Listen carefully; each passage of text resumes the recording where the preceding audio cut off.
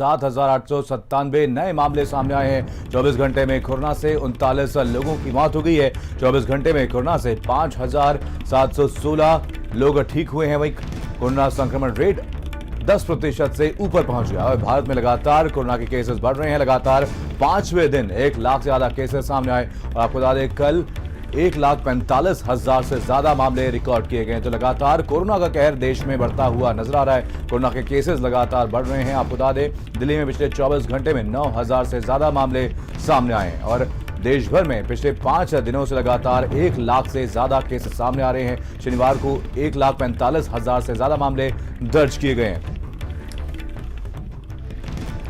तो कोरोना का कहर लगातार बढ़ता हुआ नजर आ रहा है। आपको बता दें दिल्ली में पिछले 24 घंटे में 9,000 से ज्यादा मामले दर्ज किए गए हैं और पिछले 24 घंटे में कोरोना से 39 लोगों की मौत हो गई। 24 घंटे में कोरोना से 5,716 लोग ठीक हुए हैं और कोरोना संक्रमण का रेट अब बढ़कर के 10% के पार निकल गया है। तो लगातार कोरोना का कहर बढ़ता हुआ नजर आ रहा है। पिछले 24 घंटे की अगर बात की जाए तो लगातार कोरोना के मामलों में बढ़ोतरी दर्ज की जा रही है और शनिवार के दिन कोरोना के मामलों में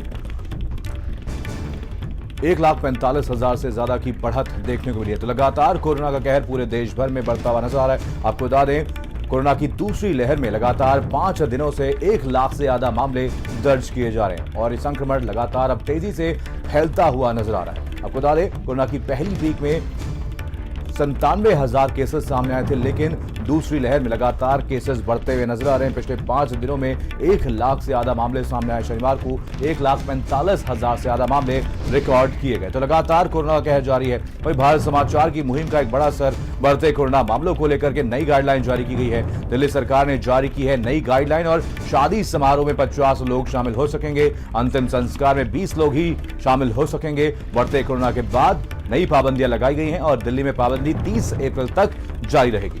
वहीं हवाई यात्रा वालों को टेस्ट रिपोर्ट दिखानी होगी। महाराष्ट्र दिल्ली आने वाले यात्रियों को अनिवार्य टेस्ट रिपोर्ट दिखानी पड़ेगी और दिल्ली में एंट्री के लिए टेस्ट रिपोर्ट आपको दिखानी होगी। यात्रियों को ना टेस्ट रिपोर्ट दिखाना होगा। 72 घंटे से पुरानी नेगेटिव रिपोर्ट नहीं होनी चाहिए और नेगेटिव RT-PCR रिपोर्ट दिखाना अनिवार्य कर दिया गया और सभी तरह के सामाजिक राजनीतिक कार्यक्रम पर रोक लगा दी गई। खेल, मनोरंजन, अकादमी, सांस्कृतिक पर रोक लगाई गई है। धार्मिक और त्योहार संबंधी जमावड़ों पर भी रोक लगा दी गई। नई गाइडलाइंस दिल्ली में जारी की गई हैं और आपको बता दें राजधानी दिल्ली में सभी स्विमिंग पूल बंद कर दिए गए। बिना रिपोर्ट के आने पर क्वारंटीन होना जरूरी होगा। अगर आप दूसरे शहरों से, दूसरे राज्यों से अगर दिल्ली आते हैं तो आपको नेगेटिव रिपोर्ट दिखाना होगा। अगर आपके पास नेगेटिव रिपोर्ट नहीं है तो आपको क्वारंटीन होना होगा और 14 दिन के लिए क्वारंटीन पीरियड रखा गया है। 14 दिन के लिए आपको क्वारंटीन होना होगा। तो आपको बता दें दिल्ली में नई गाइडलाइंस जारी कर दी गई हैं जिसके चलते कई चीजों पर रोक लगा दी गई है। कुमार पुष्कल हमारे साथ, हमारे संवाददाता इसी और पर जानकारी के साथ जुड़ गए हैं। कुमार पुष्कल और अपडेट दीजिए, क्या कुछ गाइडलाइन में और निर्देशित किया गया है?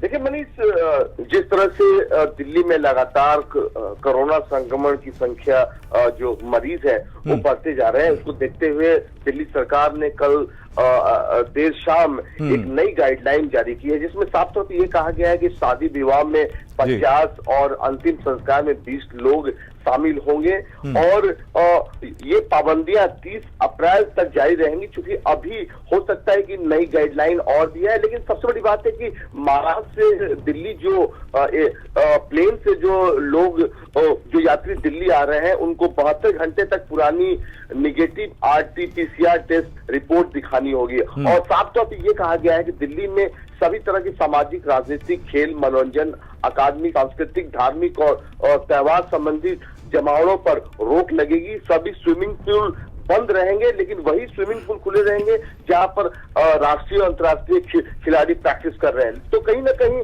अब ये गाइडलाइन सख्त कर दी गई है। धीरे धीरे दिल्ली में सरकार चाह रही है कि अब जिस तरह से कोरोना संक्रमण की दर बढ़ रही है तो कहीं ना कहीं अब ऐसी पाबंदियां लगाई जाए जिससे जो संक्रमण की दर हो वो कम हो। लेकिन फिलहाल जिस तरह की भीड़ दिल्ली में देखने को मिल रही है, चाहे वो मेट्रोज में हो या बसों में, कहीं ना कहीं आने वाले दिनों में आज संभवतः मेट्रो में भी कुछ ऐसी पाबंदियां लगाई जा सकती हैं, बसों में भी कुछ पाबंदियां लगाई जा सकती हैं। लेकिन फिलहाल दिल्ली की स्थिति बद से बदतर होती जा रही है। बिल्कुल, तमाम जानकारी के लिए बहुत बहुत धन्यवाद कुमार पुष्कल।